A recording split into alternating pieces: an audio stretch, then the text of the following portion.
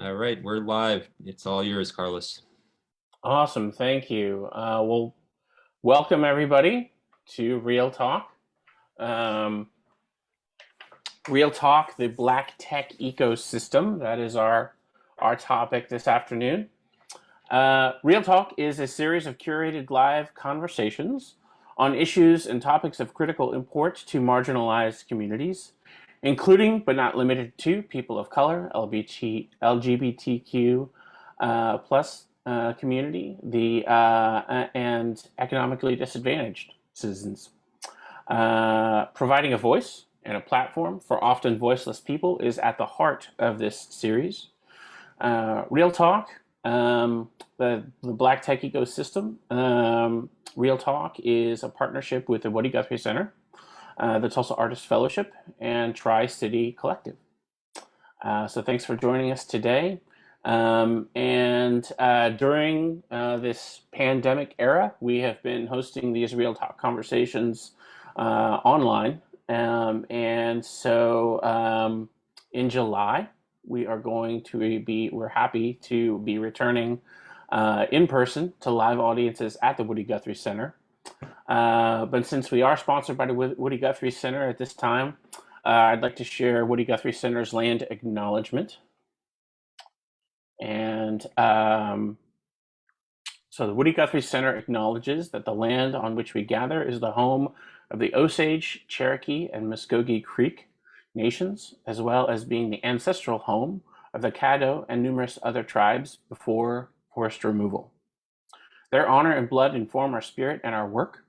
We also acknowledge that Black Americans who lost life, property, and generational wealth in the 1921 race massacre, their honor and blood inform our spirit and our work.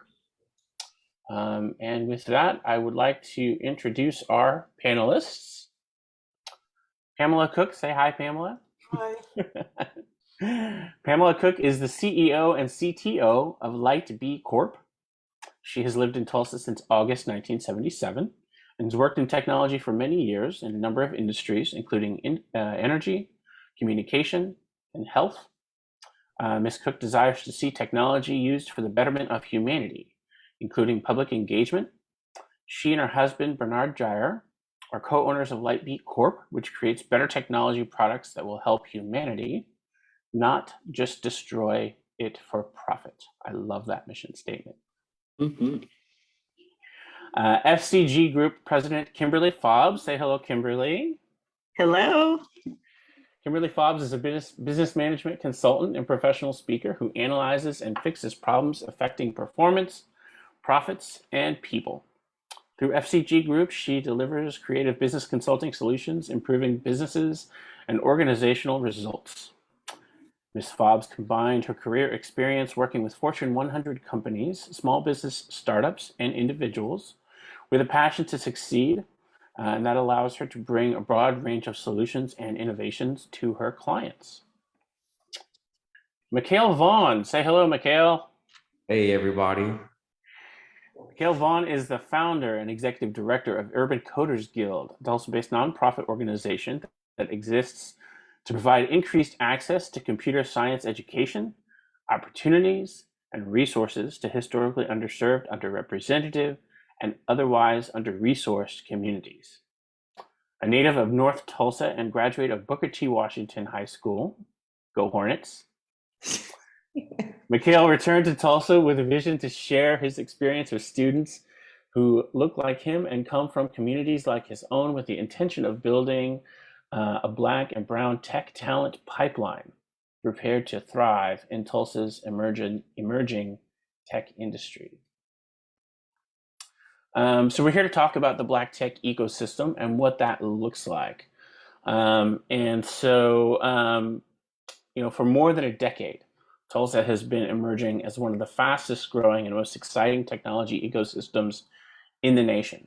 The city has been recognized nationwide for public interest or civic technology. And the region has attracted companies like Google and Mozilla to the region. Tulsa is now the home of the Holberton Coding School, one of the best coding schools in the country. The cybersecurity and VR and gaming programs at the University of Tulsa have gained national attention. The Osage and Cherokee tribes have been at the forefront of developing new technologies around language, as well as video gaming and the emerging industry of esports. Union Public Schools created an esports team and launched the Oklahoma Esports League. And esports is now the industry that is really the hot industry right now. OU, OCU, OSU, and Rogers State have all built programs around esports and VR, virtual reality. And so it really is. There was an article on Crunchbase that said that the next technology destination is going to be Tulsa, Oklahoma. However, there's a flip side to that, right? Opportunities for Black technology professionals have been almost non-existent. New organizations such as Black Tech Street and Urban Coded Guild have a vision for creating their own tech environment and have been featured at the national level for their vision of creating an ecosystem of their own. So today, we're going to explore the tech landscape and the potential for Tulsa's future. And so I've got the rest of this time, we're just going to be asking some questions and getting your guys' input on that. And I want to start with a question for Pamela and Kimberly. I am not a native of Tulsa. I came here from Silicon Valley. I grew up in Silicon Valley. I landed in Tulsa in October of 1998. But I grew up and I had a front seat to Silicon Valley. When I was born in 1976, my neighborhood and the area where I grew up was a peach orchard. And now it's Silicon Valley. I used to ride my bike through the Apple campus. And I didn't even know, I was 7, 8 years old. I had no idea. To me, it was just a cool place to ride my bike. And I saw all these companies grow up around me: Atari, Netscape, Seagate, Oracle, and I got to see this industry grow in Silicon Valley. So I'm curious about both of your experiences having a front seat of the technology industry and what that looked like in this region of the country. Pamela, I'll defer to you. Would you like to go first? And if not, it's fine. No, I didn't mean to throw you over. No, it's interesting because when I was growing up, I grew up in the DC area when you still had chocolate cities. And it was a hub. It was one of them, Washington, DC. And so we're encouraged to do whatever we want to do. The only reason you didn't get anything done is because you didn't try, or there were outside forces trying to stop you, but it wasn't because you decided you weren't going to do something. And so what happened was, in high school, I started hearing about computers, and it wasn't a regular thing back then. Computers were kind of new. I'm talking about the old school mainframe, huge computers, big as our house here, or something. And so I was just curious, and I said, well, maybe if I planned to go to college because every Black kid was going to college. I mean, the parents, so you're going to college. The only reason you can't go is if you don't have the money. And back then, Pell Grants, anyone could get money to go to school. And so I like math and stuff. And so I said, well, maybe I can learn it in college because, I went to college. That's how I got here. I came here to go to Oral Roberts University. And I had a double major in math and computer science. I said, well, let me just do this. Let me just see what it is. I never used a computer or anything. And so I came here. At that time, I don't know about now, but at that time, the major was fairly, the group was very small. When I graduated, there were like 30 of us out of 5,000 students that in math and computer science combined. And so I didn't know anything about Tulsa. I just knew about Oral Roberts, and I wanted to go to a school, you know. At that time, I was thinking a school with Christians, but I didn't want to be a preacher. I wanted to be a technology person, you know. And so I came here and took classes and found out that back then there were a lot of companies, but back then mainly oil, gas, and that kind of thing. But they were taking students and interns and things like that. So basically my entry into tech was, you know, just like any other young person that graduates from college, you just find a job, you know. And so I worked at the Williams companies for 5 years, and there was a company here called MAPCO, Mid-Atlantic Pipeline Company. I worked as I wasn't an employee, I was a consultant off and on there, and at Blue Cross Blue Shield and different things like that. So I was just basically working. And back then, there were a lot of Black people in programming. I mean, it wasn't the majority, but there were enough.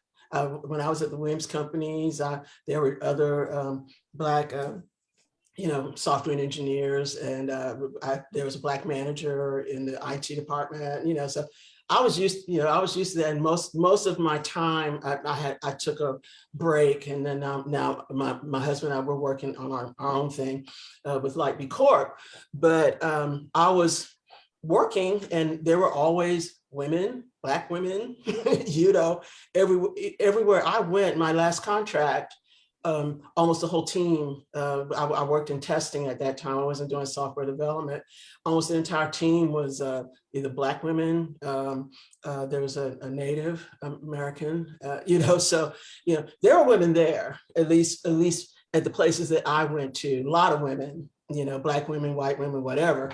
If you knew how to do the job, you got the job, you know, basically.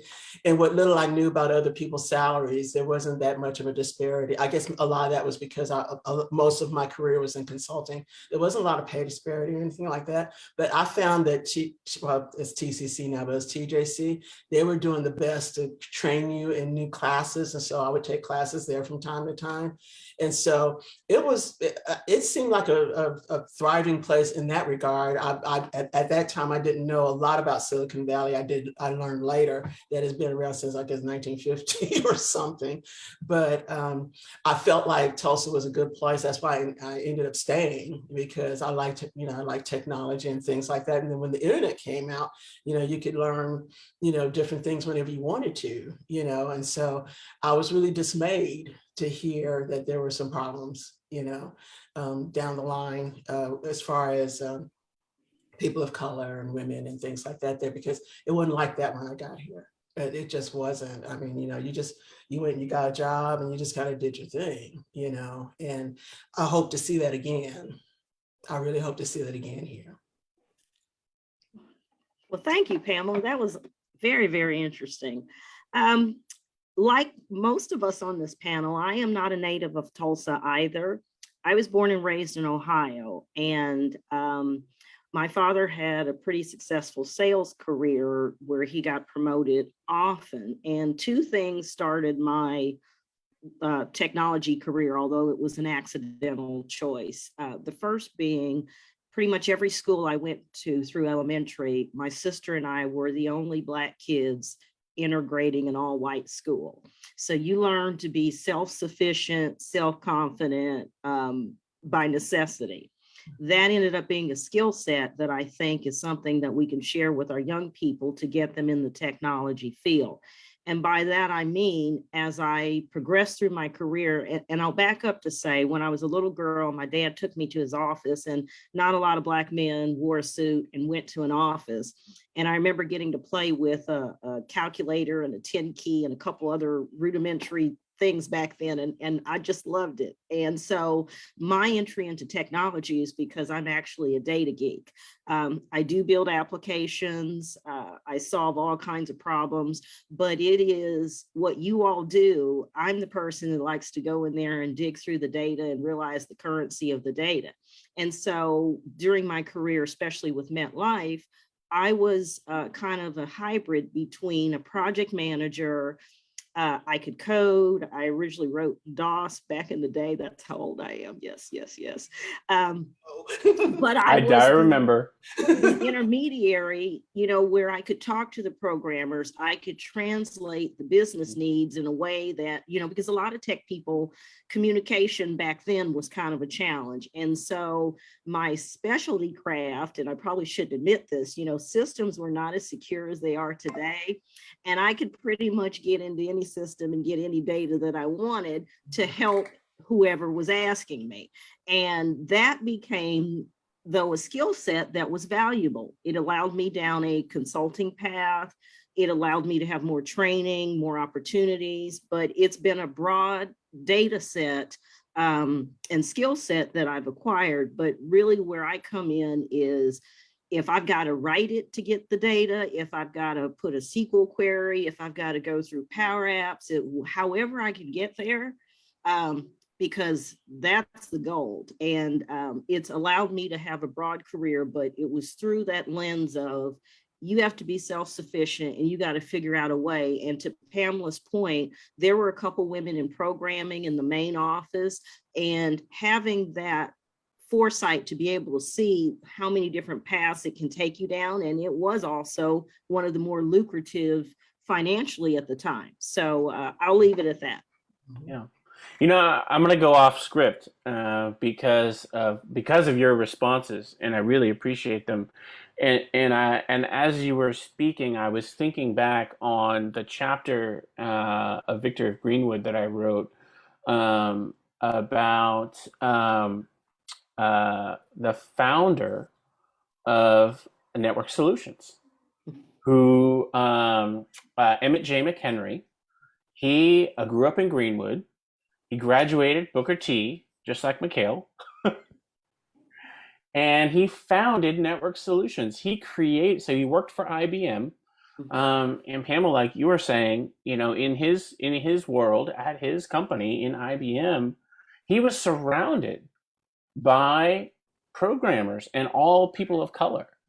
And so in his early career, there was no barriers to opportunity. It was simply his intelligence, his talent, and what he was able to bring to the table at IBM. That was what opened the doors for him to start Network Solutions. And he actually won the contract over Stanford University to create the domain name registration for the internet. And we wouldn't even be having this conversation online if it was not for Emmett J. McHenry.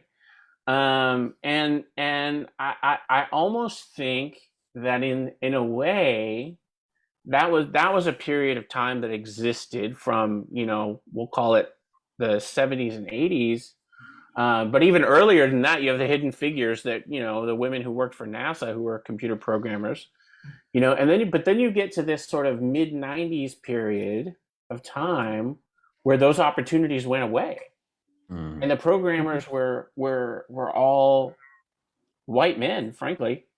There were disappearing opportunities for women. There were disappearing opportunities for people of color. And then you started seeing in the early 2000s, all these articles are coming out about how it was almost completely, the industry is almost completely white men. And there's no opportunities for women, no opportunities for people of color.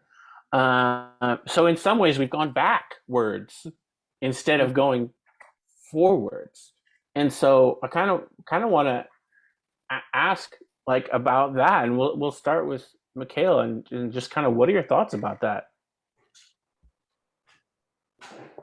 So, of course, I think I was a little bit young in the 80s and 90s, so I'll speak to my experience, and it might be completely ahistorical. But I remember growing up and knowing that, my parents had decent middle class jobs, whether it be at the oil refineries or Amoco, one of the big, oil and gas companies. I know a lot of folks work at McDonnell Douglas, and I saw, a certain middle class lifestyle that I had and that the folks around me had.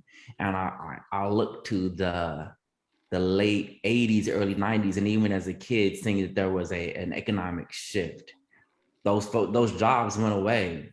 And I see that translate into tech. And it's like, hey, we have been, at the forefront of innovation, but when times get hard, those opportunities disappear. Are the good old boys circle wagons and protect.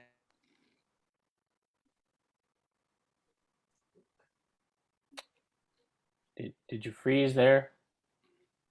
Yeah.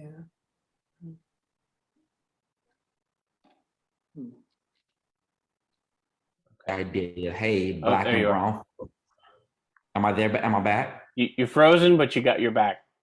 Okay, awesome. I was just saying how I see they just play out throughout capitalism, how black and brown folks, women, indigenous folks at the margin create these, innovations. And then once the value of these innovations is recognized, then there's a push of those folks to the margins, further to the margins, as folks move into, to reap all of the benefits, the economic benefits. Yeah. Kimberly, Pamela, your thoughts? Oh, I have to agree with everything. Michael, I'm sorry if I said your name wrong. Please correct me.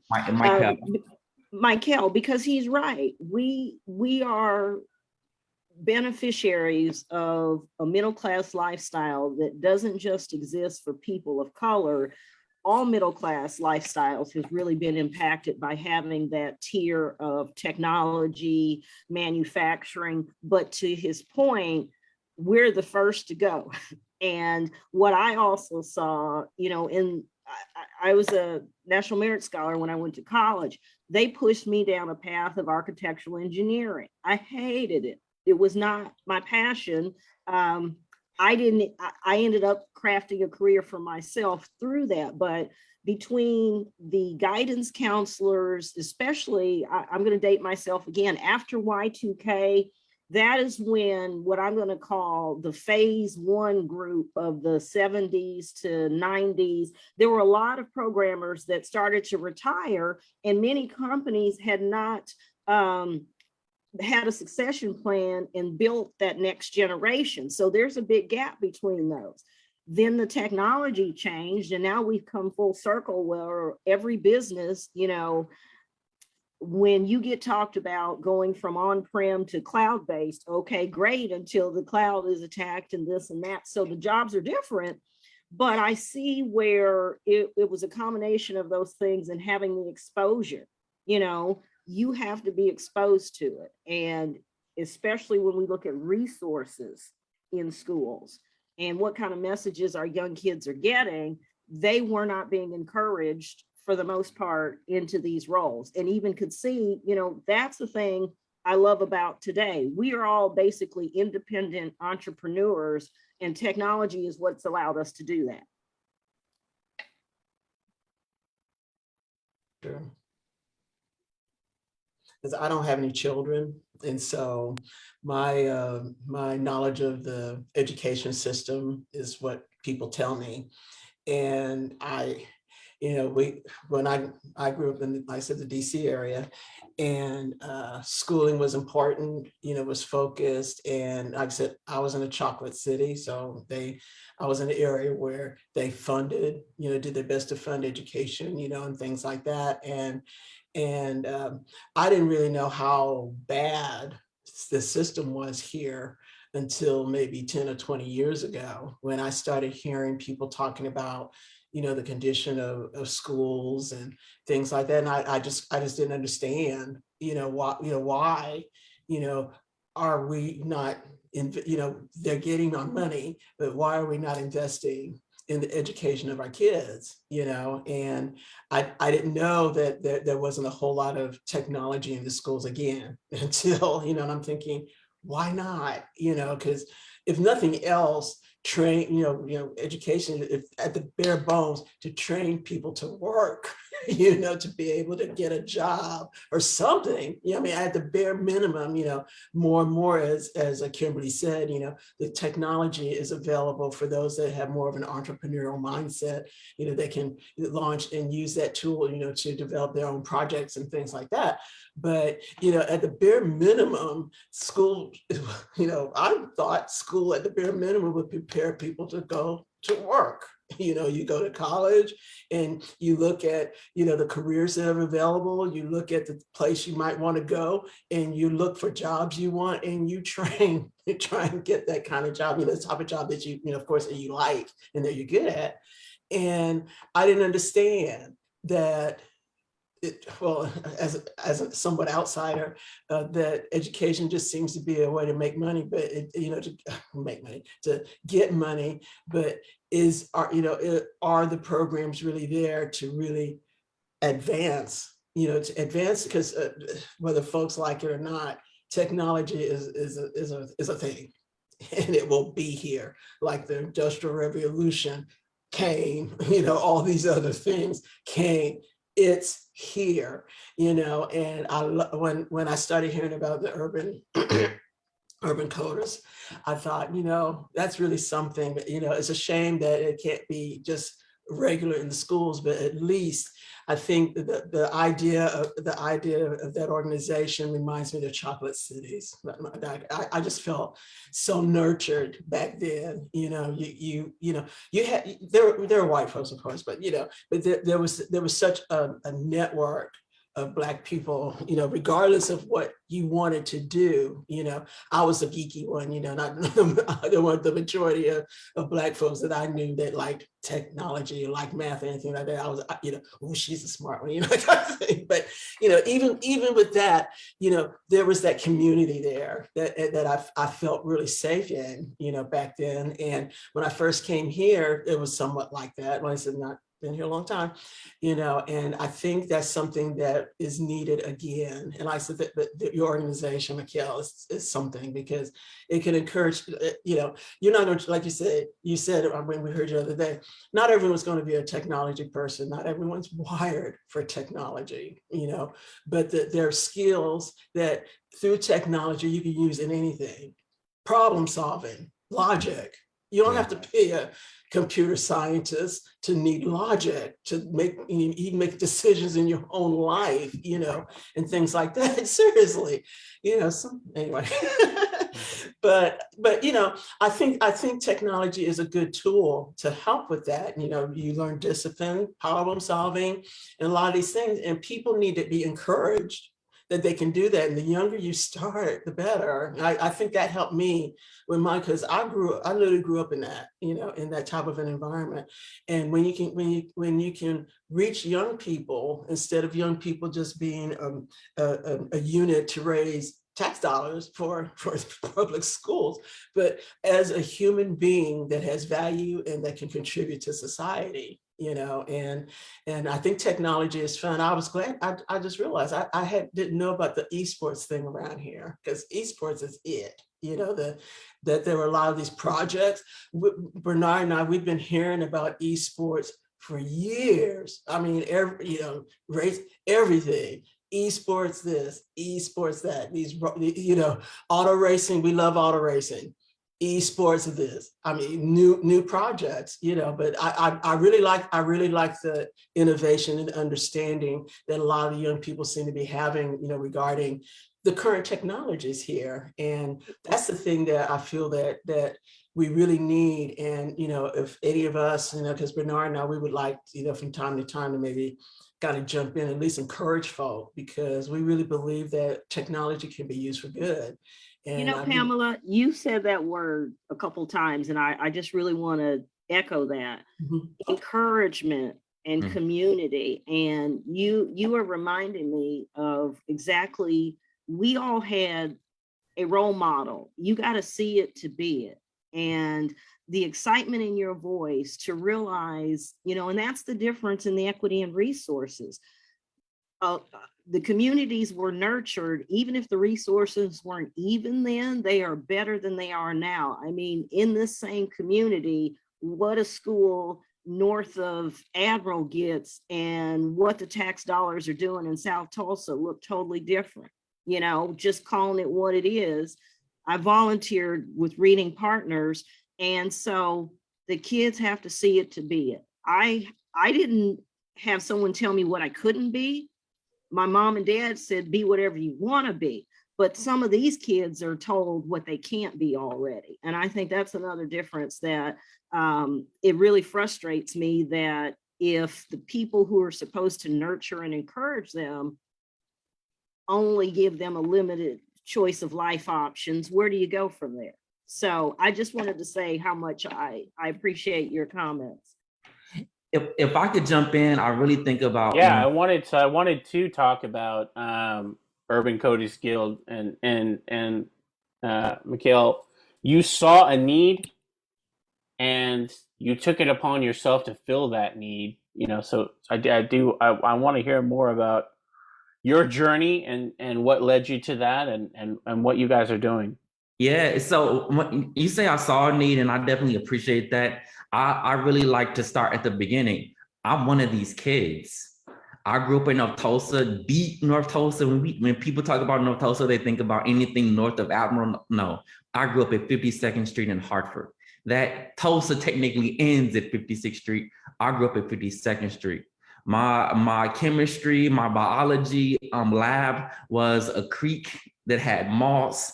I built model rockets that I launched in Chamberlain Park, had to hop in people's backyards to get my model rockets back.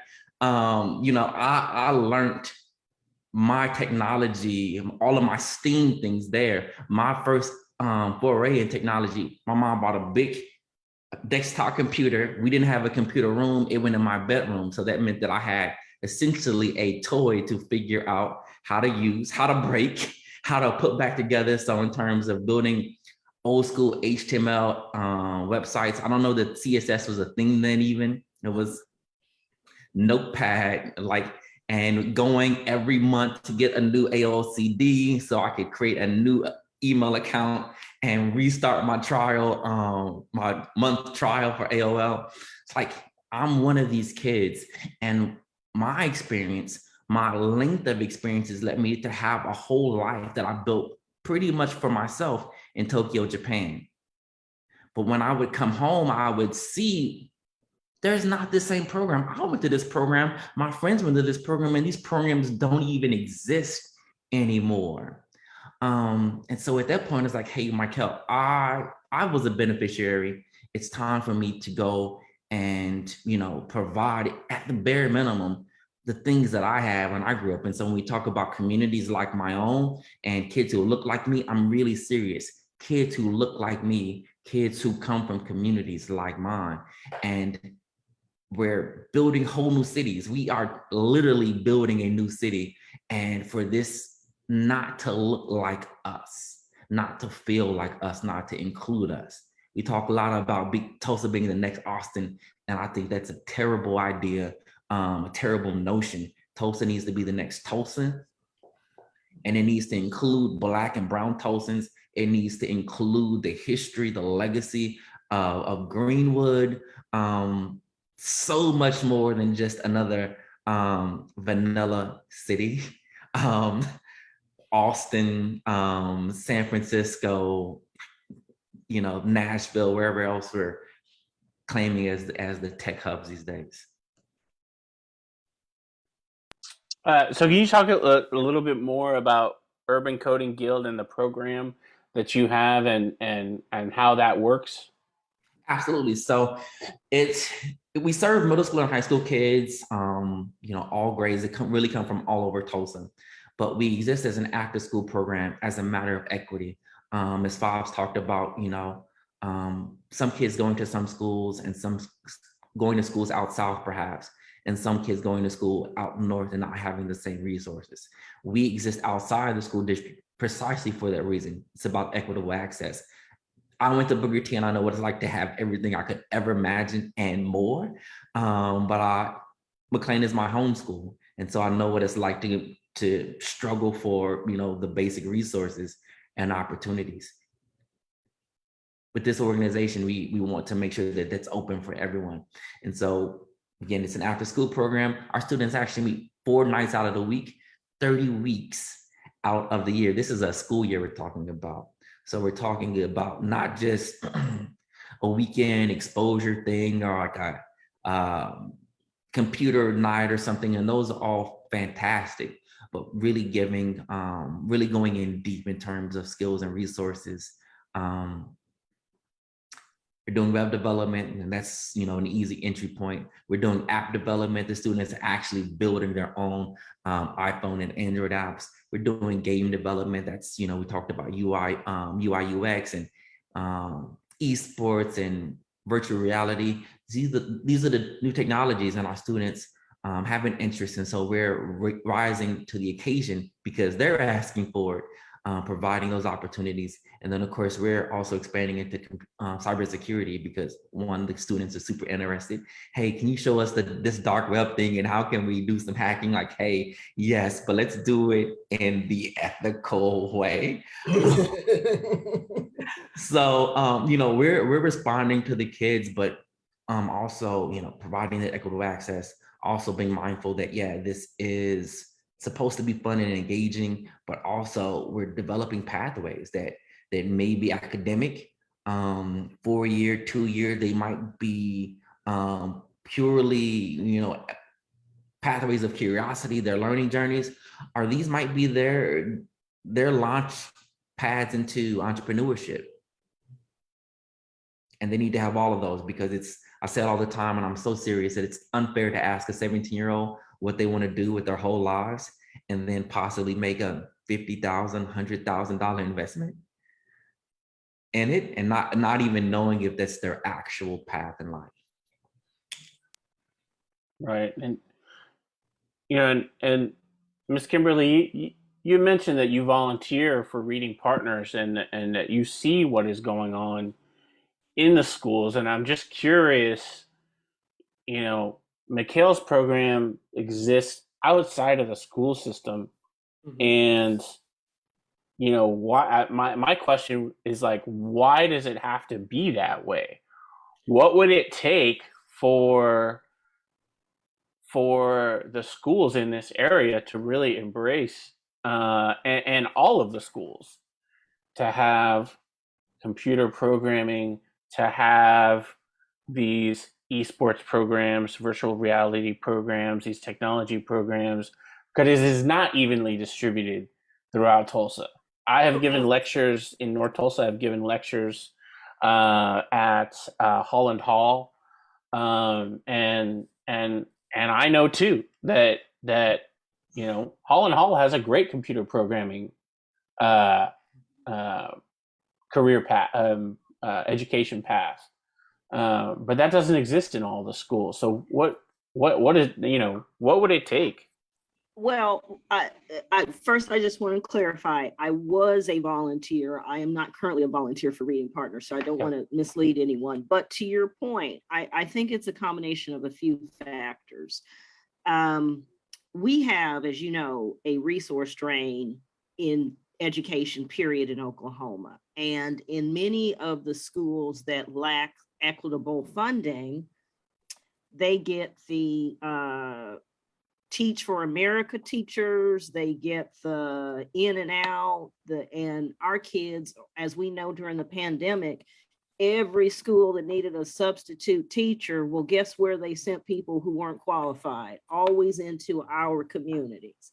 So there is not a consistency of the educational standard, number one, but those schools are still fighting for books and paper. And so to say, how are we going to invest in a technology infrastructure when the entire ecosystem for those schools has not been nurtured and kept up, I think is a challenge. So what I also see though, is the opportunity for public-private partnership. Just like Michael, I can see, as he was talking, I was just getting so excited, but we've got to be innovative again. And what do? we take a community of color, we take a grant from tribal, we bring these people and these organizations together as a collective again, and let's make a commitment to a free technology institute from, and the other thing, I think it's great that we're starting with middle school, but that's way, way too late. It for certain kids, and Michael, please disagree with me. No. I'm actually agreeing with you, and so that's Okay. that for us, starting with middle school really it's a matter of the barrier to entry.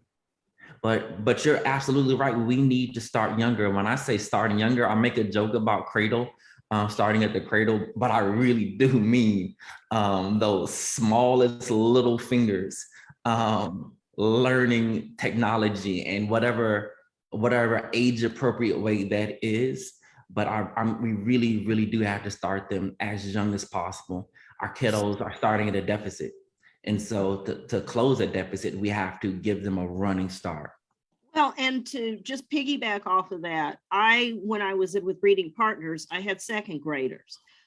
I saw kids that through self-esteem, poverty, family challenges could barely read, but you put a tablet in front of them, so what I'm saying is it's actually another way to solve the other part of the education gap, because I would imagine if we track the kids in your program, we could show that they have better attendance, better outcomes altogether. And so that's where I go back to the data. What you measure and can prove, you can get people to fund. And that's what I like to look for.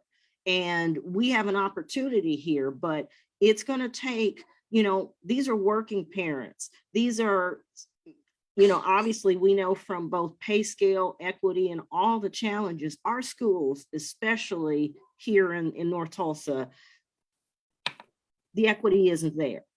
I've asked people before, when's the last time, if you walk into a school that still looks the way it did when you were a kid, that's a freaking problem. And too many of our schools out north look that way. I'm sorry. No, you're 100% right. I mean, that's the truth. That's the truth. Yeah. I went to some of these schools, so I know, and I'm like, oh, hey, and it smells the same. Well, and even one more.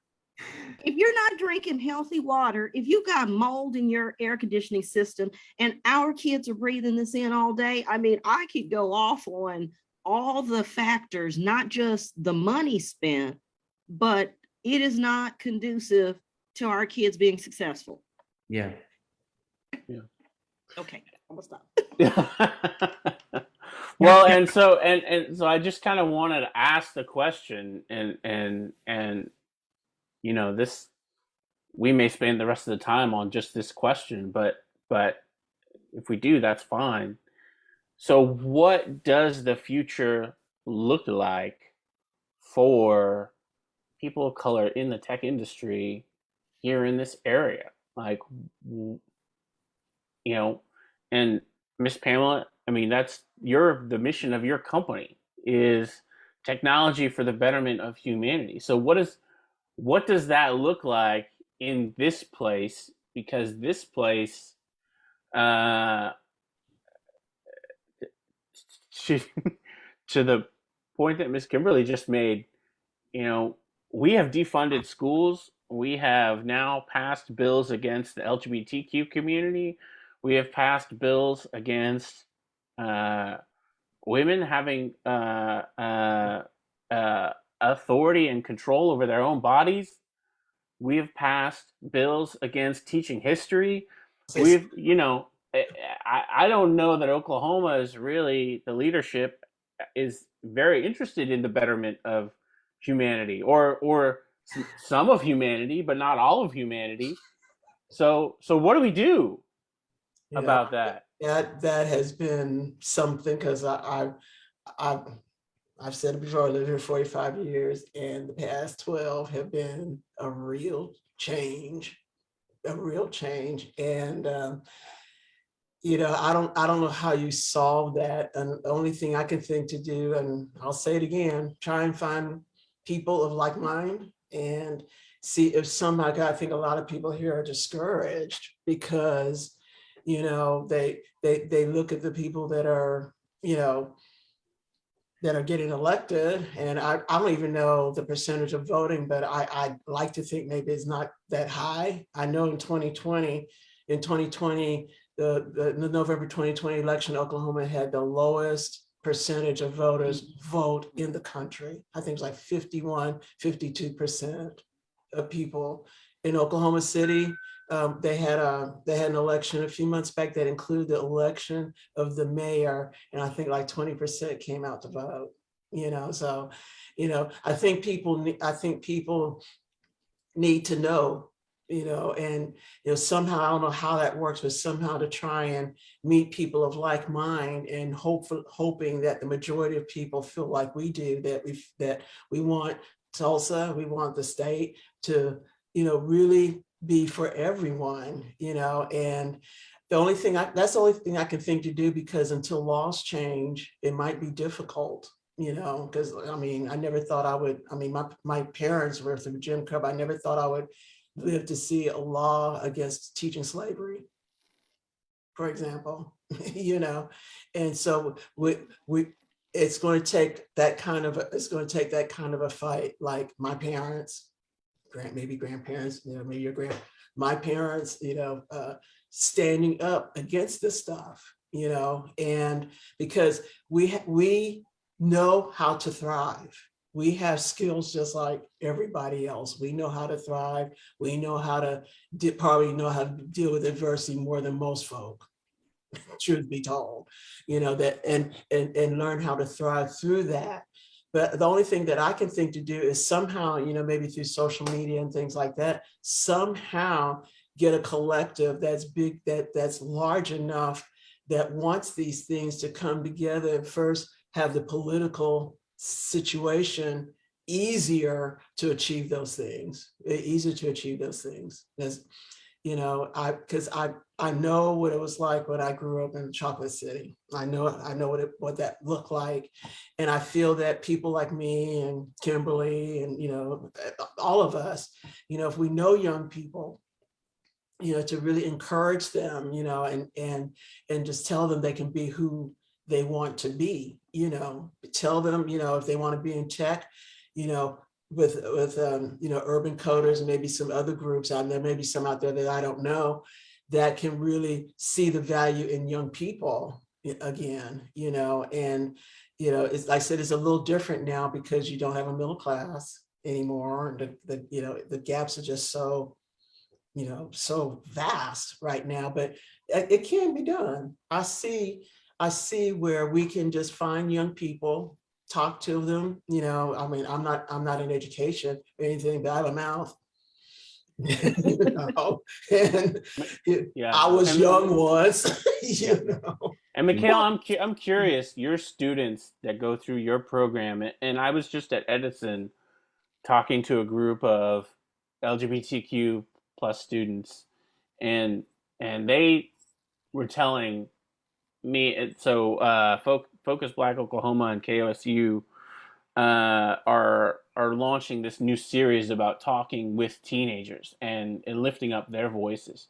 Mhm. And so these teenagers were saying, you know, all these laws are being passed and these things are being done that affect our lives as young people in this state. And nobody has ever bothered to ask us how we feel or what we think about the laws that are going to affect our lives.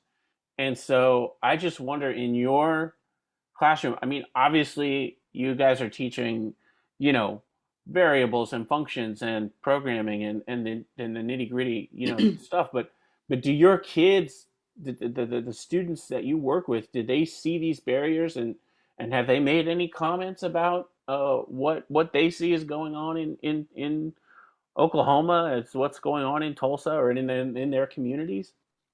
So the students don't necessarily speak directly to that, but they definitely share their experiences and their struggles. You know, going back and forth to school.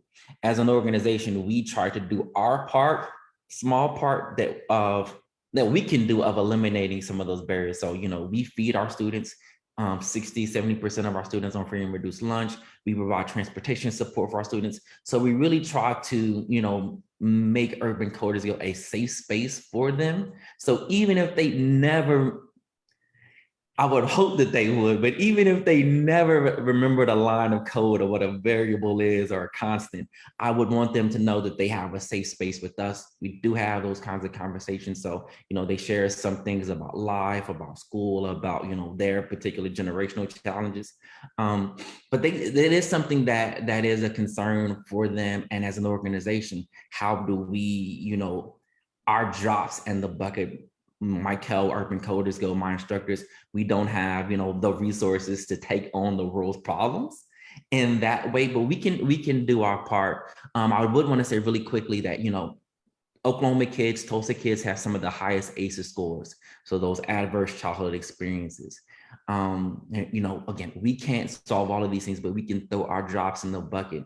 And for me and for the folks I talk to who want to, serve the community and be student serving, that we can't just put on these great programs. It can't just be Urban Coders Guild or the Reading Partners or whatever else. We have to go beyond that, speak to some social emotional elements. We have to make sure that these babies feel comfortable. We have to make sure that these babies feel confident. We have to be able to create and foster communities of belonging. I'm not just the only person who looks like me in this room. Or if I am, I know I can tap Carlos on the shoulder and we can be buddy and we can get through this together. Confidence, comfort, communities of belonging, and only then, when you have those three in place, can you really start to talk about competency. And so whether that's Urban Coders Guild with us coding, whether that's TPS or Union or whoever else is trying to do reading and math and all the other things that they're failing at, we have to talk more to what these kids are going through, who they are as people walking into Urban Coders Guild or Edison or McLean or Booker T or wherever they're going to school. May I throw in one more thing, Carlos? Absolutely. This thing on public education really, really bothers me because this is intentional. And it's not just Oklahoma, although we seem to be the only thing we have excelled at. But over the last 30 years, as again, coming from the insurance industry, we were having actuarial tables and projections that said, America's going to get browner and more diverse and, average salaries and all that goes into that. But public education used to be the equalizer. Whether you were the son of a doctor or a trash man, you went to the same school and you got the same resources. And even today in Oklahoma, one of my issues is, let me go pick a school in South Tulsa and in North Tulsa, and per head, per capita, per teacher, the resource allocation is not the same, which gets into the taxes and the haves not. But to Michael's point, what did we used to have in public school? Whether it was an after school program, whether it was getting bused, whether it was going to a field trip, kids were exposed to the range of what could be possible.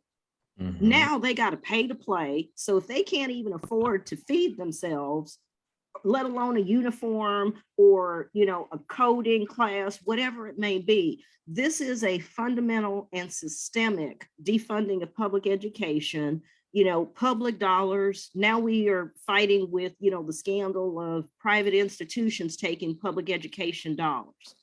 And the curriculum, there's no standard. And where I see we've got to start back into is, where do we put our foot in the sand and say, we want equity and resources? And how do we shine a light on that? Even through the Greenwood Project, maybe one of the outcomes is funding of a technology institute in North Tulsa, an incubation of the future.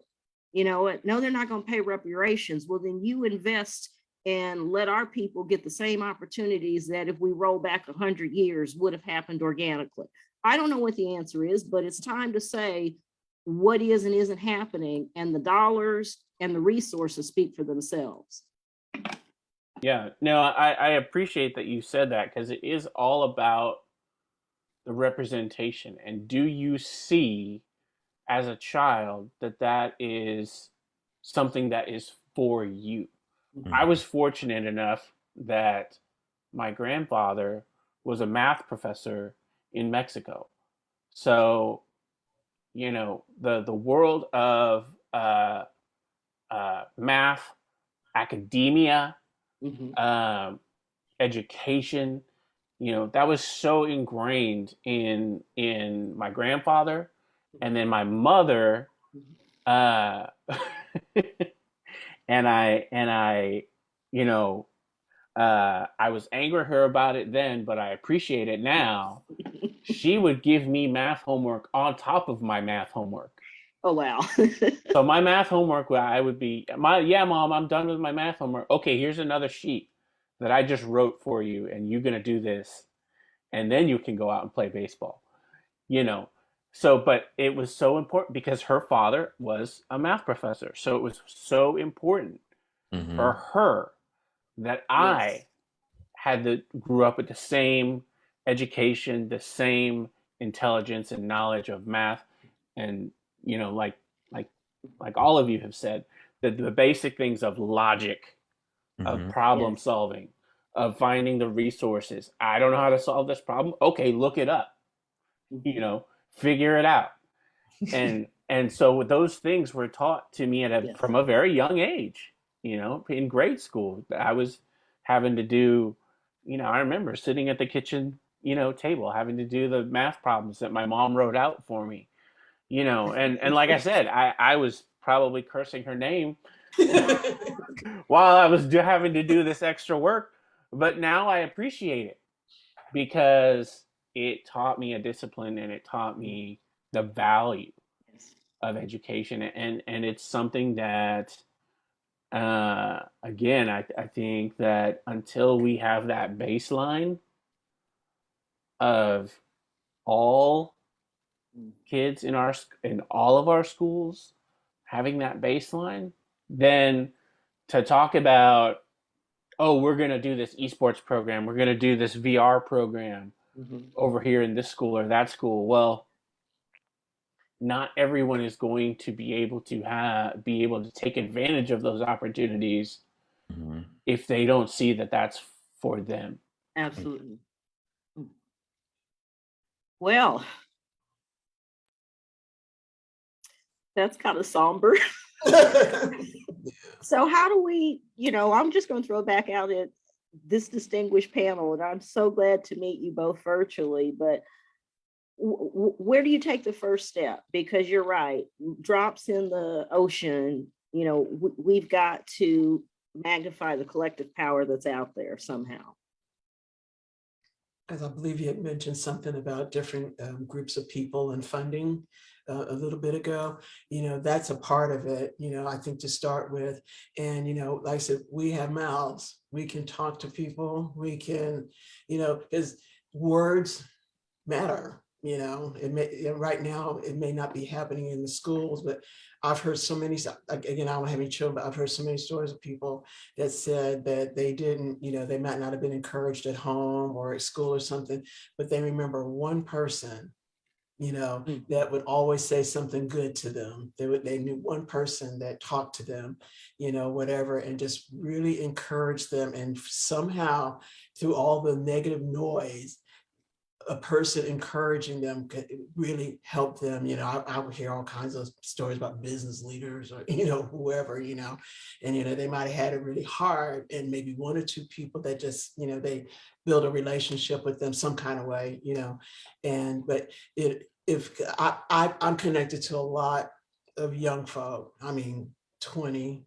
21, 22, and local, and across, and a lot of the hopelessness that I see in them. I'm thinking, I remember when I was 23, it's been a while, but I remember when I was 20, I remember when I was 23 and 22, 23 and 24, and the hopelessness that I see in a lot of them, some through their lives, and, just a lot of things. And because like Mikhail said, you get them as young as you can, and to get the young people, plus the, getting the resources, because I guarantee you there's more than urban coders that are interested in this issue.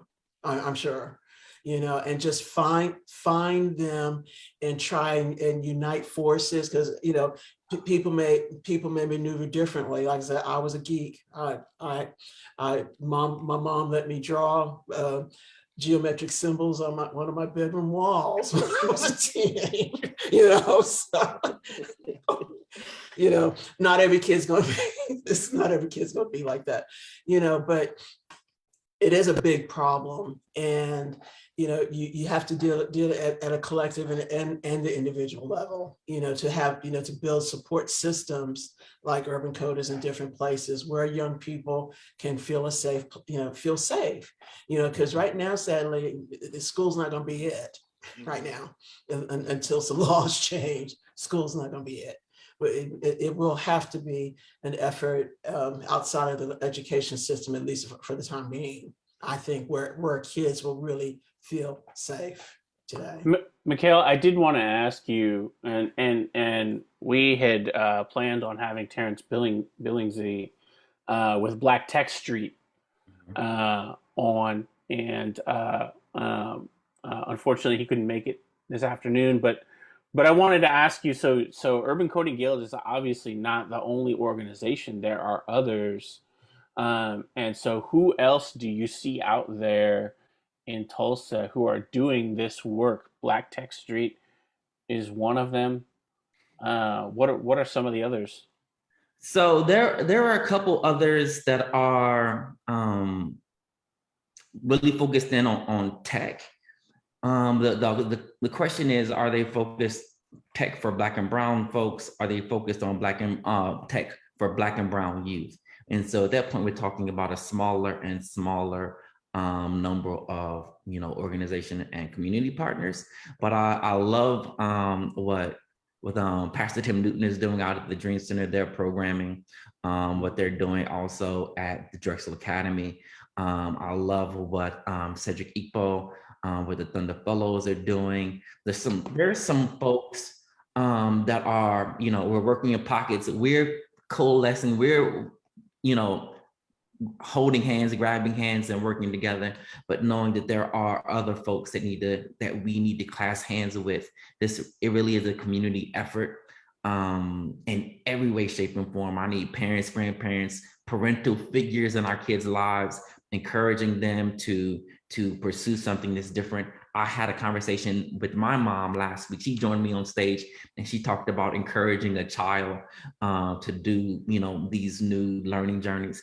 Having our parents, grandparents, lead into that way. Having our teachers, our educators knowing that, hey, I don't do this at my school. We don't have these resources, but you can go to, one of the after school programs at the Dream Center or with Urban Coders Guild and do this thing. Also knowing that there are some kids that have an interest, and instead of, dampening their interest, we need to throw gasoline on it, throw rocket fuel on it, like all of the pathways. Urban Coders Guild Computer Science might totally not be their thing, but come hang out with us for, a weekend event or for a year and see if this is your thing or not. And then you could say yes or no.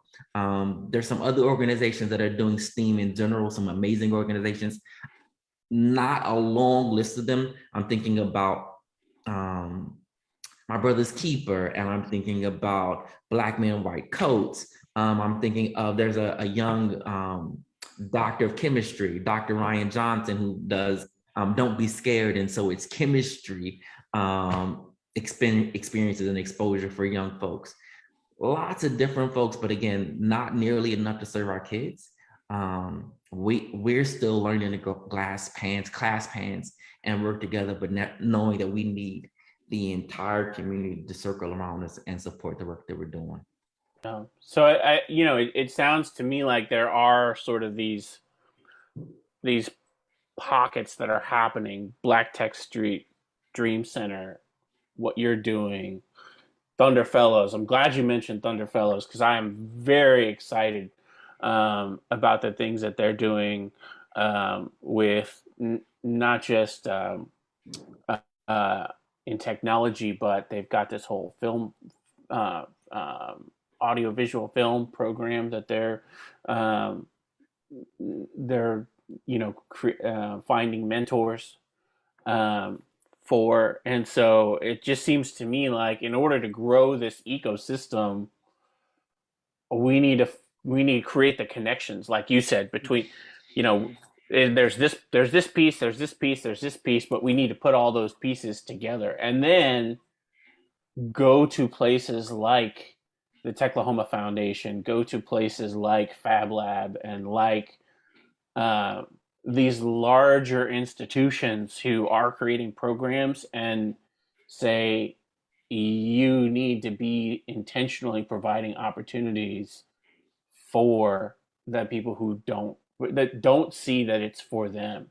Yeah. You can open up a brand new Fab Lab building, but if those kids do not see that it's for them, Or know how to get there. or they don't know how to get there, or they can't get there, Yeah. then that's a nice, pretty building, but it's not going to serve everybody. Yeah. Or if you have the Techlahoma Foundation, which I used to be on the board of, and I love the Techlahoma Foundation, and it's wonderful. And I think we are doing a better job of including everybody. And Pamela, I know you've been to some of our meetings as well. It used to be a good old boys, white boy club, but hopefully we are doing better in the last 8 years that Techlahoma has been around. And so we just need to keep doing better at making sure that those folks do feel included in Techlahoma, in the other larger organizations that exist. That might be the next step. I agree. I'm just going to end with one last comment on my part. You are right. We are on the cusp of something really exciting, but that's also the danger. If we don't make a change now and make a stake in the sand, in 5 years, the groups that we want to be part of the process will already be excluded.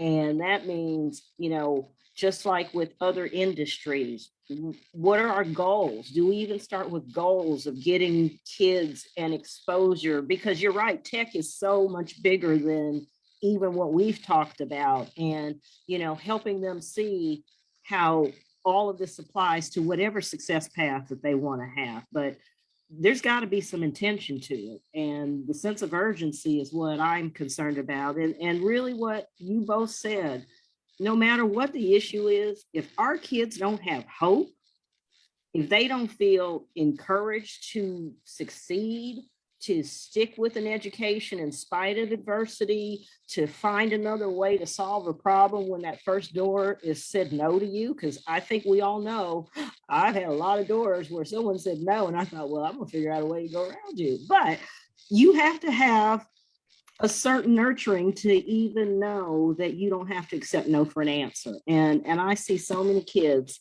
that have just been discouraged before they ever, to his point, before they even know what they want to do at 17. If you already feel your life is over before you've ever made it out of middle school, there's something we're doing fundamentally wrong. Exactly. Yeah. Pamela, final thoughts? I'm so encouraged. I'm glad that Mikhail gave a lot of the points about the students and other groups. I knew about the group in the Dream Center, but some of the other ones I didn't. But I'm really encouraged because to see that there are a lot more people out there that are looking at the young people working in technology and those kinds of things. That my husband and I, we love that stuff, and to see that there is an avenue. And when I remember when we met Terrence, they had a contest for seed funding of some kind.